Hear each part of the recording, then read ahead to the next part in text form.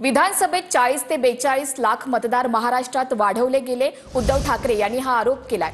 वाढवले गेलेले मतदार कोण ते तपासा, त्यांना मतदान करू देऊ नका असं देखील उद्धव ठाकरे यांनी म्हटलंय। आजपासूनच मतदार याद्यांची तपासणी सुरू करा, उद्धव ठाकरेंनी हे आदेश दिलेत। तर जनतेनं का नाकारलं, त्यांनी अभ्यास करावा असं उत्तर फडणवीसांनी दिलंय। महायुती अभेद्य एकत्रच लढणार असं देखील फडणवीस यांनी म्हटलंय।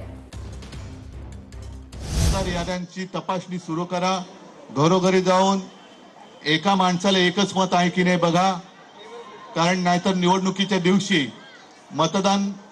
जे मतदार आपल्यामध्ये नाही आहेत त्यांच्या नावाने सुद्धा बोगस मतदान होतं, काही ठिकाणी दुबार तिबार मतदान होतं। तर आता डोळ्यामध्ये तेल घालून घरोघरी मतदार यादी चेक करा आणि मत चोरी जी गेल्या निवडणुकीत झाली, लोकसभेनंतर विधानसभेत जवळपास 40-42 लाख मतदार आपल्या महाराष्ट्रात वाढवले गेले, घुसवले गेले। हे घुसलेले कोण आहेत ते बघा आणि त्यांना मतदान करू देऊ नका। म्हटलं होतं की दिल बहलाने के लिए ख्याल अच्छा है गालिब। मी याच्यावर एवढंच म्हणेन, दिल बहलाने के लिए ख्याल अच्छा है गालिब।